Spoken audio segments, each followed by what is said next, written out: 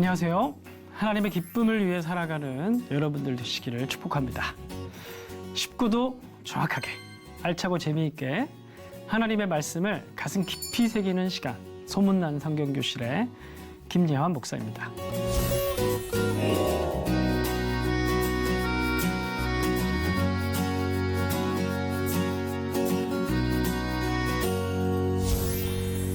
지난 시간에 나눈 말씀 기억하시죠? 가나안 정복 시대를 살펴봤습니다. 오늘 여러분들과 나눌 이야기는 사사시대가 되겠습니다.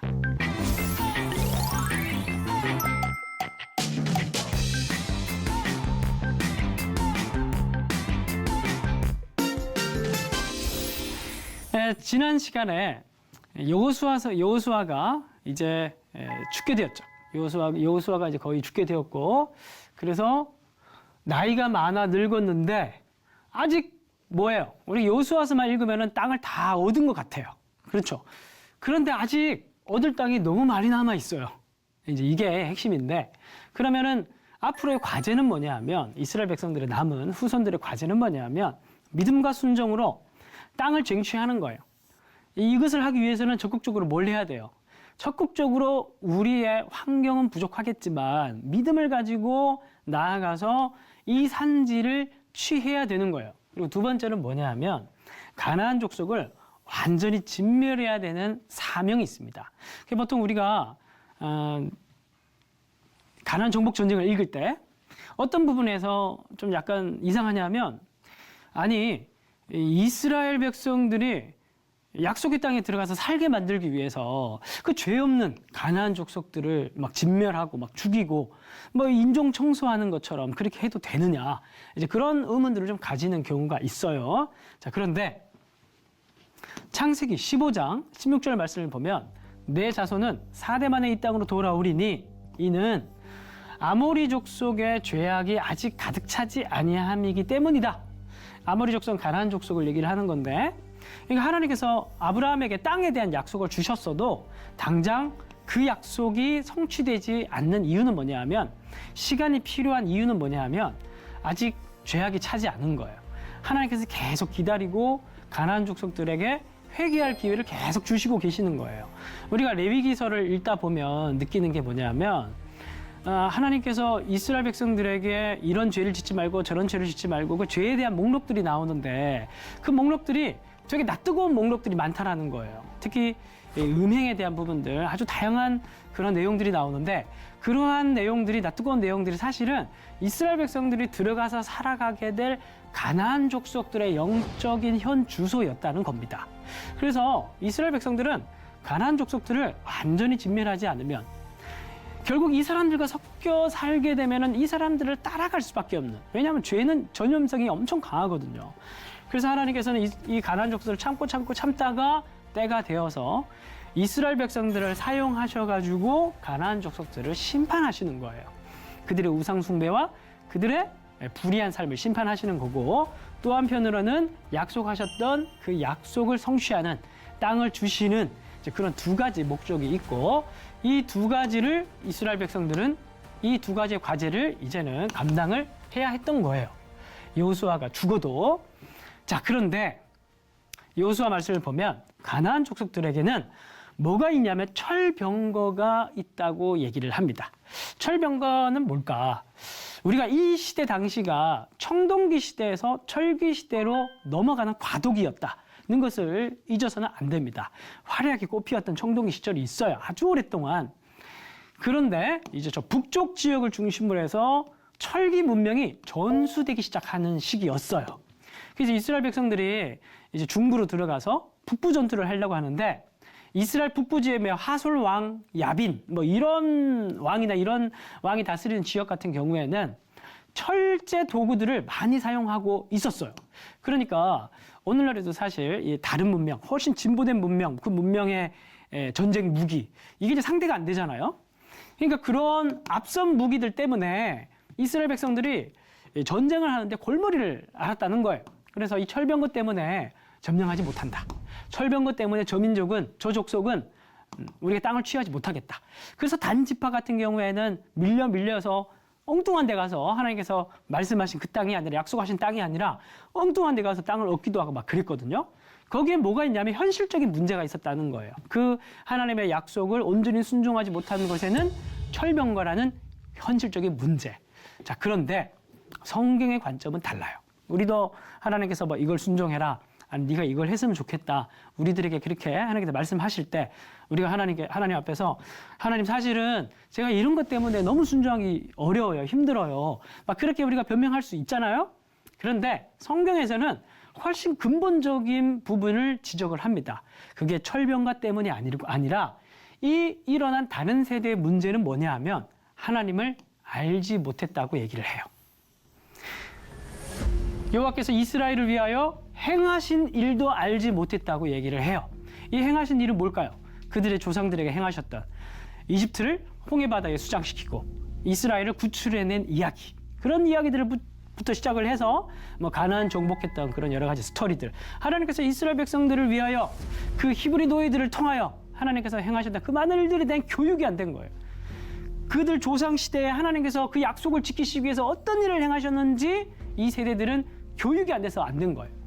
그러면 하나님께서 그 교육을 위한 시스템을 마련해 주셨어요? 안 주셨어요? 마련해 주셨죠. 하나님의 통치 시스템, 가나안 땅에 들어가면 하나님께서 이스라엘 백성들의 연약함을 미리 아시고 어떻게 이스라엘 백성들이 그들의 신앙을 유지하고 하나님을 의지하면서 축복의 통로로 사용되어질 수 있는가, 시스템 굉장히 중요한데 하나님이 이 루틴을 마련해 주셨단 말이에요. 그게 뭐냐 하면 제사법, 절기법. 이 성막을 통하여서 하나님께 예배를 드리고 하나님께 속죄를 얻고 관계를 회복하고, 절기법을 통해서 하나님께서 그들 조상에게 무슨 일을 행하셨고 지금 또 무슨 일을 행하고 있는지 하나님에 대한 계속적인 이해 그리고 경험, 이런 것들이 예배와 절기를 통해서 얻을 수 있도록 마련을 하셨다는 거예요.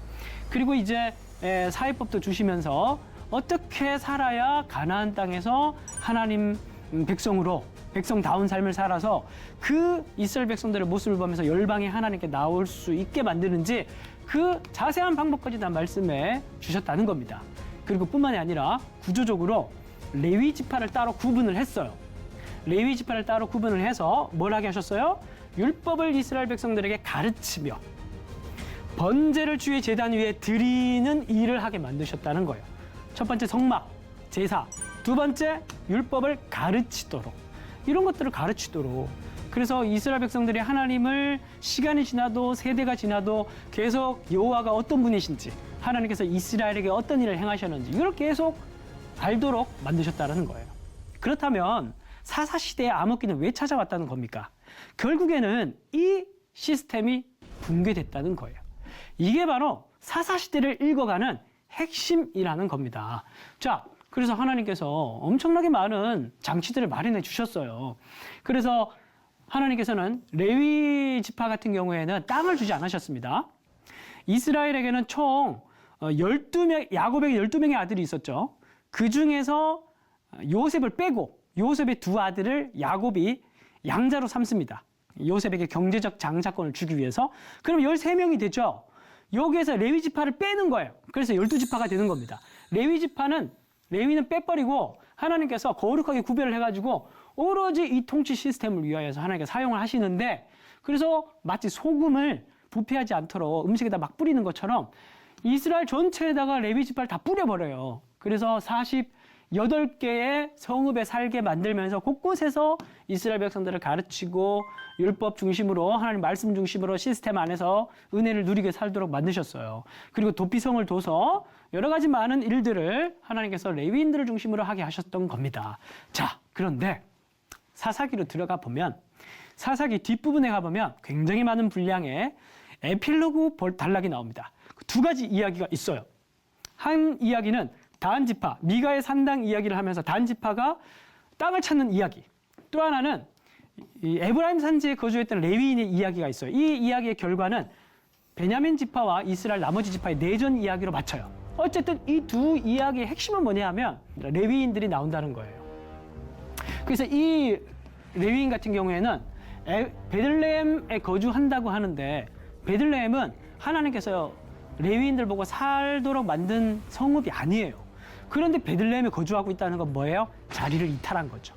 그리고 단 지파도 자리를 이탈한 상태예요. 지파도 자리를 이탈했고 레위인도 자리를 이탈했어요. 그래서 이 사이에 많은 일들이 발생하게 되는 거예요. 그리고 또 하나의 이야기는 뭐냐 하면은 이 레위인 같은 경우에도 에브라임 산지에 거주하고 있는데 여기도 자기가 살아야 될 동네가 아니에요.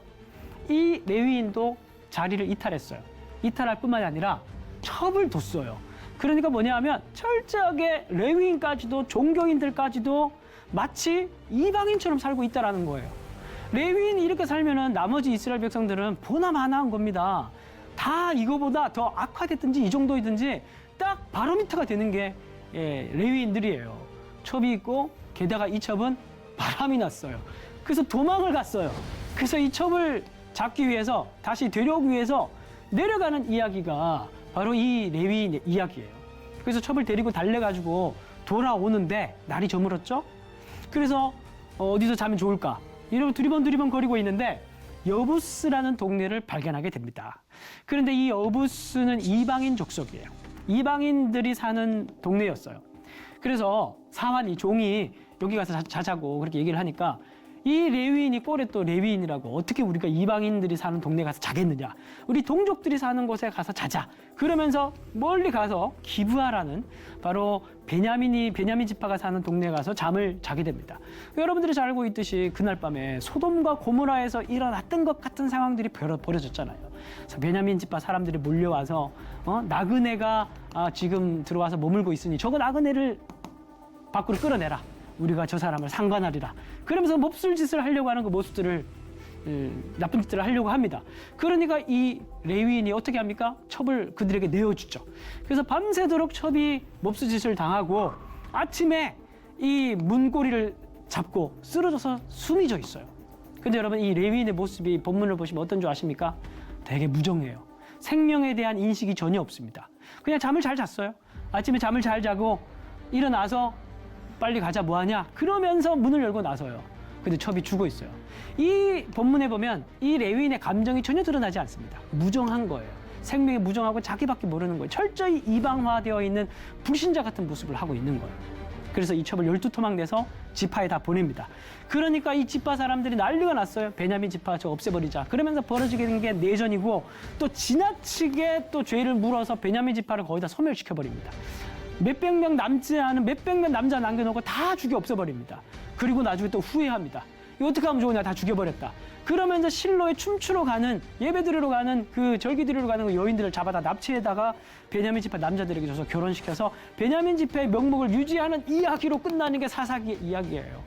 그러니까 한마디로 얘기하면 뭐냐면 엉망진창 예외 시스템이 마비가 돼서 엉망진창 됐다는 거예요. 가나안화가 돼버렸고 자리를 이탈하니까 레위인들이 사회적 불의가 창궐했고 마치 거의 이스라엘 백성들은 가나안화 되어버렸다는 거예요. 앞에서 얘기를 했죠? 가나안 백성이 돼버리면 어떻게 됩니까? 하나님께서 이스라엘 백성들을 왜 가나안 땅에 들여보내서 가나안 정복 전쟁을 하게 하셨다고요? 가나안에 대한 심판의 목적도 있는 거예요. 그러니까 결국 이스라엘 백성들이 가나안화 되어버리면 아무리 약속의 백성이라도 가나안화 돼버리면 징계와 심판과 멸절을 당할 수밖에 없다라는 거예요. 그래서 하나님께 계속 기회를 주시죠. 그게 이스라엘 백성들에게 사사기 시절에 나타난 루틴입니다. 하나님께서 주셨던 거룩한 루틴이 나타나는 게 아니라 이러한 루틴이 범죄하죠. 하나님께서 징계하십니다. 이민족을 들어서 압제를 당하게 하셔요. 그리고 부르짖죠. 살려달라고 부르짖고. 그러면 하나님께서 마음이 또 약하셔가지고 구원을 하셔요. 사사를 들어서 구원자를 보내서 구원을 하셔요. 그리고는 망각합니다. 다시 죄를 지어요. 이게 계속 반복되는 게 사실 사사기 이야기예요. 이거 어떻게 끌어낼 수 있을까요? 우리가 만약에 이런 삶을 살고 있다면 어떻게 끌어낼 수 있을까요? 우리가 앞에서 얘기했죠? 하나님께서는 이미 인간의 연약함을 아시고 다 마련해 두셨다라는 거예요. 이걸 위해서 하나님께서는 레위인을 중심으로 한 거룩한 시스템을 마련해 주셨다라는 거예요. 레위인이 자기 자리를 찾아야 되는 겁니다. 레위인이 제사를 통해서 예배를 통해서 이들의 범죄를 속죄하고 이들이 제사를 통해서 하나님과 관계를 온전히 회복하고 그럼에도 불구하고 이런 일들이 벌어져서 죄를 다시 그들의 하나님에 대한 것을 망각하거든. 그러면 율법을 가르쳐야죠. 가르쳐서 하나님이 어떤 분이시고 하나님께서 우리에게 무엇을 원하시는지 가르치고 예배드리고 가르치고 예배드리고 이 일을 할 수 있는 시스템, 이걸 했을 때 이걸 끊어내고 하나님께서 원하시는 복의 통로가 되는 삶을 살아갈 수가 있는 겁니다. 그래서 이 사사시대를 가리켜서 성경 저자는 뭐라고 얘기를 하냐면 그때 이스라엘에 왕이 없었다라고 얘기를 합니다. 근데 여러분, 왕이 없는 게 아니죠. 하나님께서는 계속 계셨습니다. 한 번도 떠난 적이 없어요. 왕이신 하나님께서 한 번도 떠난 적이 없었습니다. 그런데 이들의 사는 모습은 전혀 하나님의 시스템을 따르지 않았기 때문에, 하나님의 시스템이 전혀 유지되지 못했기 때문에, 그래서 거의 그들은 왕이 없는 것과 마찬가지였다고 얘기를 하고 있는 거예요. 오늘날 우리도 마찬가지입니다. 하나님께서 주셨던 그 거룩한 시스템, 우리가 하나님께 예배드리고 하나님 말씀을 가까이 하고 기도하면서 하나님께 나아가고 그리스도 안에 계속 머물러 있는 그런 삶. 우리 막 가만히 있으면 죄 안 짓고, 가만히 있으면 내가 거룩한 사람인 줄 알지만 가만히 있으면 죄 짓습니다. 가만히 있으면 인간은 가난화 될 수밖에 없어요. 하나님께서 주신 거룩한 시스템이 무엇인지 우린 계속 그 안에서 은혜를 공급받고 말씀을 통해서 나아가는 그 훈련과 과정을 절대 우리는 소홀히 해서는 안 돼요. 그러는 동안에 주전 12세기 경입니다. 사사시대 이 시기는 이때 해양민족의 대이동이라는 역사적인 큰 사건이 있어요. 자, 이쪽 지역을 가보면 여기는 서방 지역이죠. 서양 지역입니다. 이쪽에 그때 당시 고대 사회 같은 경우에는 기후변화나 그런 어떤 여러 가지 큰 일로 말미암아서 몇십만 명 되는 사람들이 혹은 몇백만 명 되는 사람들이 몇십 년 동안 이동을 하는 일들이 종종 있었어요. 한 번은 여기에서 해양민족이라고 불리우는 이 서양인들이 대이동을 시작을 했었습니다. 그래서 이 사람들이 이 청동기 문명을 소멸시키고 이동을 해서 여기가 그때 당시에 히타이트 제국이었습니다. 철의 제국이라고 하죠. 히타이트 제국도 멸망시키고 크레타 문명도 멸망시키고 일부가 배 타고 내려와서 이집트도 혼란기에 들어갑니다. 이때 람세스 3세가 통치하고 있었는데 람세스 3세 시대 때 혼돈에 빠져버려요. 그래서 암흑기로 들어가 버립니다. 그리고 남아있는 거는 이 메소포타미아 지역밖에 없어요. 여기서 이제 아시리아가 반사 이익을 얻게 되는데 이 일부의 사람들이 어디에 정착하냐면 이스라엘 땅에 정착을 한 겁니다. 이스라엘 땅 중에서도 서부 해안 평야에 정착을 하게 됩니다. 왜냐하면 해양 민족이니까 서쪽에 블레셋이라고 하는 그 블레셋 지역에 정착을 하게 되는 거예요. 자, 연대를 한번 체크해 봅시다. 1446이 이스라엘 백성들이 출애굽했던 연대죠. 광야에서 몇십 년 동안 시간을 보냅니까? 40년이라는 시간을 보냈죠. 그러면 대충 정복 전쟁이 1400년 정도부터 시작이 되는 겁니다. 자, 1400년 여호수아를 중심으로 해서 정복 전쟁이 시작되면서 이스라엘 백성들이 팔레스타인에 정착을 해가기 시작합니다. 자, 그런데 우리 끝만 한번 볼게요. 끝만 보면 BC 1000년에 대충 이 시기에 사울 왕조 그리고 다윗 왕조가 세워지죠. 그러면서 다윗 왕조가 됐을 때 이 땅을 완전히 차지할 수 있게 됩니다. 아브라함의 땅의 약속이 성취가 돼요. 그래서 이 기간을 가리켜서 뭐라고 얘기를 하냐면 400년 사사 암흑기라고 부르는데, 그러면 이 400년 동안에 1200년에 해양민족의 대이동이 있었다고 했죠. 자, 그러면 이 사이에 이스라엘 백성들은 사사시대를 보내면서 각종 이방민족들에게 압제를 당합니다. 왔다 갔다 하면서 오늘은 이쪽이 지배했다가 내일은 저쪽이 지배하고, 그러다가 사사기를 보면 마지막 사사가 누구냐 하면 삼손입니다. 삼손 때 누가 등장하냐 하면 블레셋이 등장해요. 그러니까 12세기에 정착하기 시작한 이 해양 민족들이 1100년 정도 되는 기간 동안에 완전히 정착을 끝내고 블레셋이 팔레스타인의 새로운 세력으로 등장하게 되는 게 1100년의 시간인 거예요. 그리고 1100년에 삼손이 블레셋과 싸우다가 죽죠. 그리고 나중에 엘리 제사장도 죽습니다. 그리고 사울도 블레셋과의 전투에서 죽습니다. 그리고 다윗 시대 가서야 블레셋의 속국으로 벗어날 수가 있어요. 그러니까 거의 200년 정도 되는 긴 시간 동안에 블레셋이 이 팔레스타인의 큰 세력으로 머물고 있었다는 거예요. 이스라엘 백성들은 블레셋에 전전긍긍하고 있었고, 그래서 1100년부터 삼손부터 블레셋 전성기다. 그렇게 여러분들이 알아두시고 사사기를 읽어가시면 좋을 것 같아요. 그래서 사사기의 마지막 이야기를 보면 말씀드렸듯이 삼손 이야기로 끝나요. 그런데 삼손의 이름 뜻이 뭐냐 하면은 태양 이런 뜻입니다. 그러니까 이 삼손은 마치 이스라엘 백성들의 모습과도 같은 거예요. 사명과도 같은 거예요. 하나님께서 이스라엘 백성들을 가나안 땅에 왜 부르셨어요? 열방의 빛이 되라고, 제사장 나라가 되라고 하나님께서 이스라엘 백성들 부르셨단 말이에요. 그런데 이 태양이 어떻게 됐냐 하면은 눈을 뽑혔죠. 빛을 잃은 거예요. 이 삼손의 이야기는 사사시대 이스라엘 백성들의 이야기라는 겁니다. 그리고 또 블레셋과의 전투에서 그 소식을 듣고 놀라서 넘어져서 죽은 또 하나의 제사장, 사사가 있죠. 바로 엘리 제사장입니다. 이 엘리 제사장에 대한 성경의 설명을 뭐라고 얘기를 하냐면 눈이 어두웠다. 나이가 늙고 눈이 어두웠다. 그렇게 얘기를 합니다. 엘리 제사장은 생물학적으로도 눈이 어두웠지만 영적으로도 눈이 어두웠어요. 하나님께서 말씀을 하셔야 되는데 말씀을 듣지 못하는 지도자였어요. 그래서 엘리 제사장 다음에 나타난 사람이 사무엘이죠. 하나님께서 사무엘에게 뭐라고 얘기하십니까? 첫 마디가 사무엘아 사무엘아 말씀하기 시작하죠. 종이 여기 있습니다. 말씀하십시오. 그러면서 말씀이 시작되는 거예요. 그 사무엘이 말하면 말이 다 이루어지는 그런 이야기가 계속해서 나옵니다. 그 전까지 하나님께서 말씀을 하고 싶어도 영적인 눈이 어두워서 말씀을 들을 대상이 없는 거예요. 그런 시대가 바로 사사시대였다. 이렇게 얘기를 하고 있는 겁니다. 그래서 사실은 이 블레셋과의 전면전이 벌어지게 되는 게 아벡 전투예요. 이 블레셋과의 공존이 더 이상 일어날 수 없잖아요. 결국 이 팔레스타인의 헤게모니를, 가나안 땅의 헤게모니를 누가 장악할 것이냐, 이스라엘이냐 아니면 블레셋이냐, 여기에 대한 최종 결판을 내려야 했던 게 아벡 전투였다는 말입니다. 그래서 블레셋이 대군을 이끌고 올라오죠. 아벡 지역에 진을 칩니다. 이스라엘 백성들도 모여서 에베네셀에 진을 칩니다. 여기서 첫 번째 전투가 벌어졌는데 이스라엘 백성들이 졌어요. 4,000명이 전사했습니다. 그래서 이스라엘 백성들이 꾀를 낸 게 뭐냐면 실로에 있는 법궤를 가져다가 우리와 함께하게 하자. 그러면 그러면 이길 수 있을 것이다. 그렇게 해서 법궤를 가지고 왔는데 졌어요. 그래서 법궤를 빼앗겼어요. 법궤를 빼앗겨서 블레셋 사람들이, 군사들이 법궤를 가지고 자기 나라로 가져가 버렸어요. 아니, 이거 돈도 안 되는 거 이거 왜 가지고 갔을까? 여러분, 그때 당시에 전쟁이라는 것은 신들의 전쟁이었습니다. 근데 이스라엘 백성들 같은 경우에는 형상이 없었잖아요.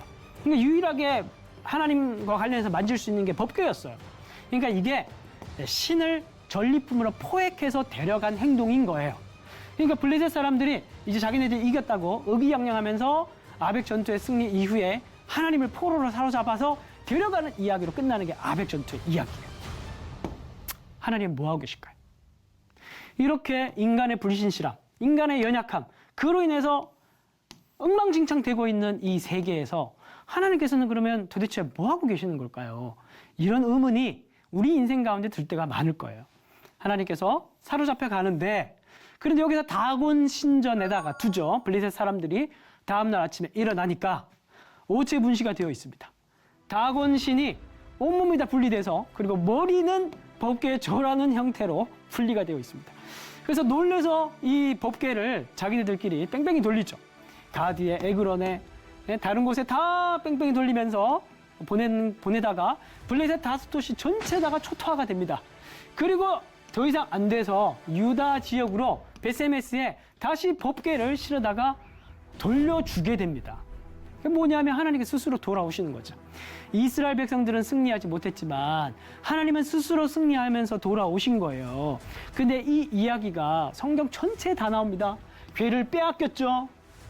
BC 6세기 때 이스라엘 백성들이 멸망당했잖아요. 예루살렘이. 성전의 기물들 빼앗겼죠.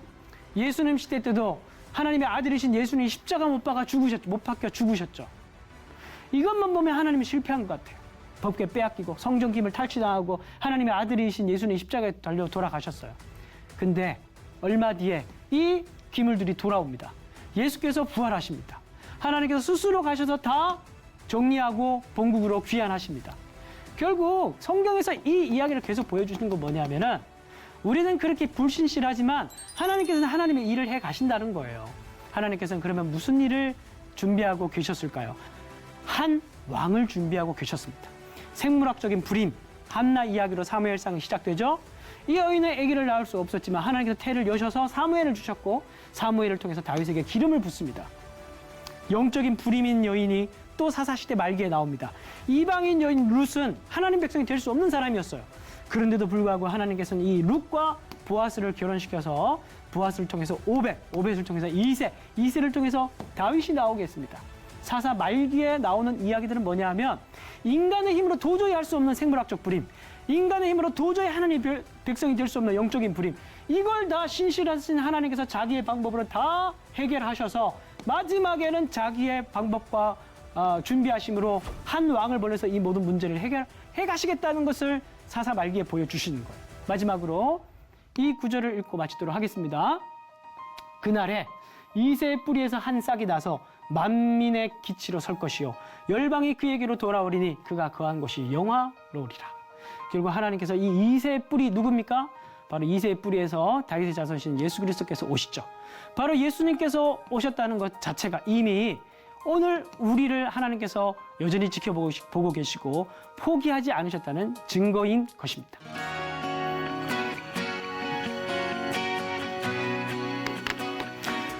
여러분 즐거운 여행이 되셨습니까? 오늘 수업은 유튜브를 통해서 다시 볼 수 있습니다. 성경 역사의 흐름을 계속 그려보시면서 하나님을 깊이 알아가는 시간 되시기를 바랍니다. 다음 시간은 통일왕국 시대를 다루도록 하겠습니다. 말씀을 더욱 사모하는 하루 되시고 다음 시간에 뵙도록 하겠습니다. 감사합니다.